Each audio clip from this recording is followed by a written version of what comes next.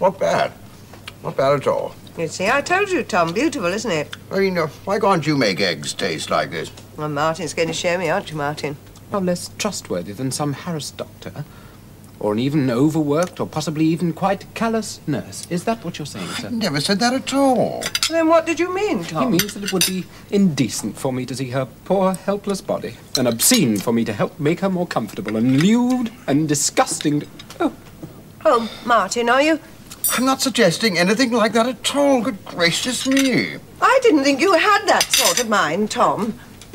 Oh, Martin, don't take it too much to mean it. All right. You have no idea of the hell on earth that I've been living through. Oh, please don't exaggerate. Exaggerate? And please don't shout. Now, you listen a minute. Amy. No, you listen for once, Mr. Big. This is the happiest day that I have had in 2 horrible, horrible years. Stop it, This is the please. first time in all these months that I felt this great stone in my brain and on my chest even begin to lift. And all because of that young man that you've so offended with your filth, let me tell you. Filth, oh, come on. Filth, yes, filth. How could a nice young man who speaks like Martin speaks, who says his prayers, who knows long poems off by heart, how could such a person even think the things that you suggest? Oh, really, Tom, you ought to be ashamed of yourself.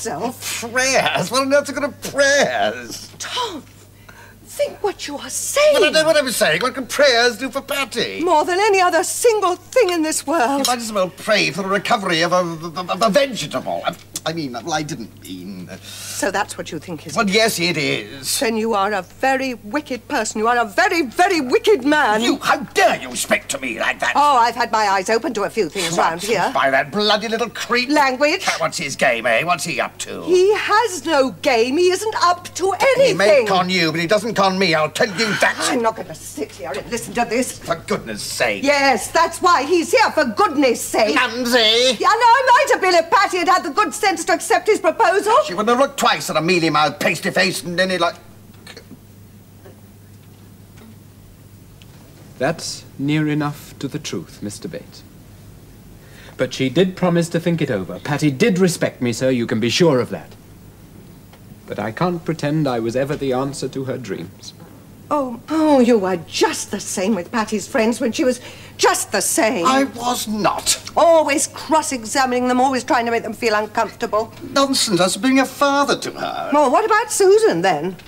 I really have no idea what you mean. Susan was a friend of Patricia's. She was rather a...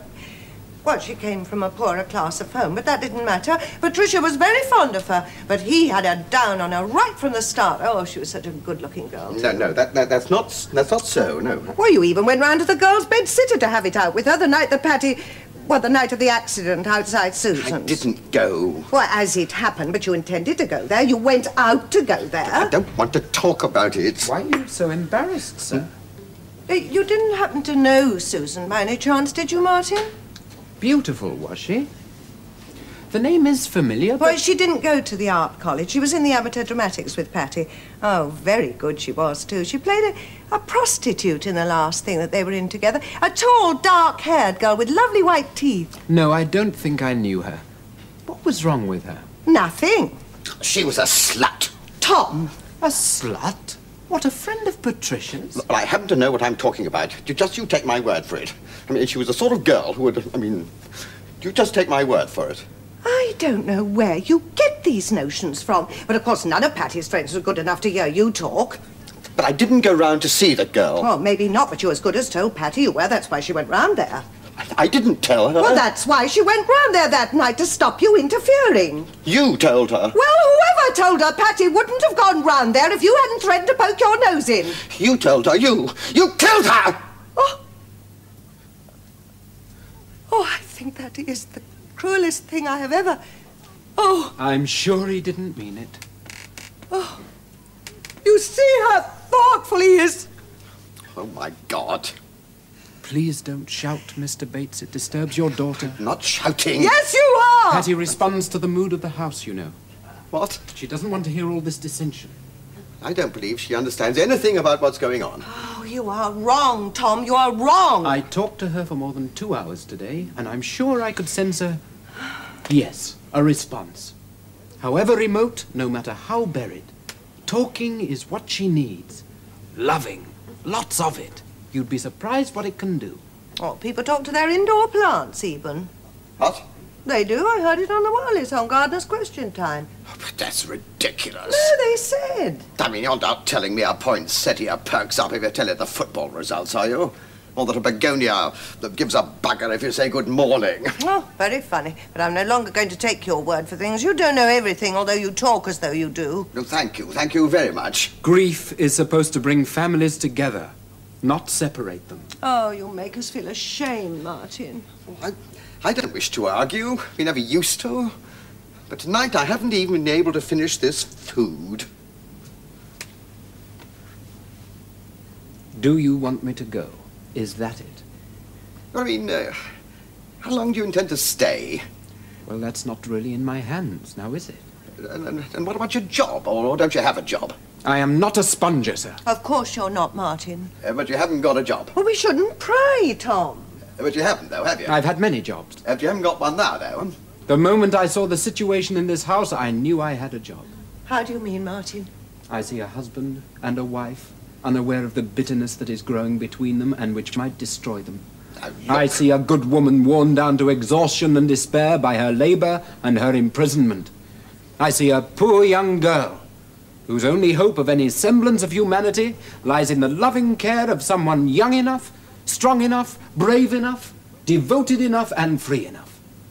Me. But since you have set your face against it, so be it.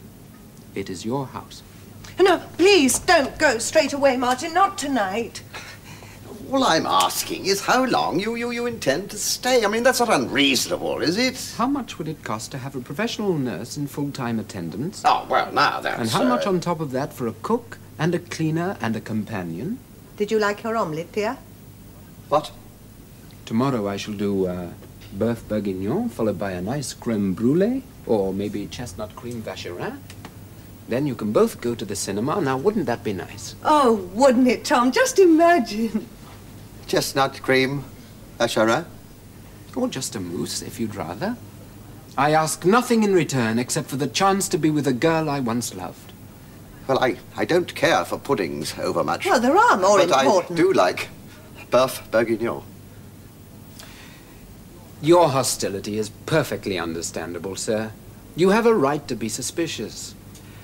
It's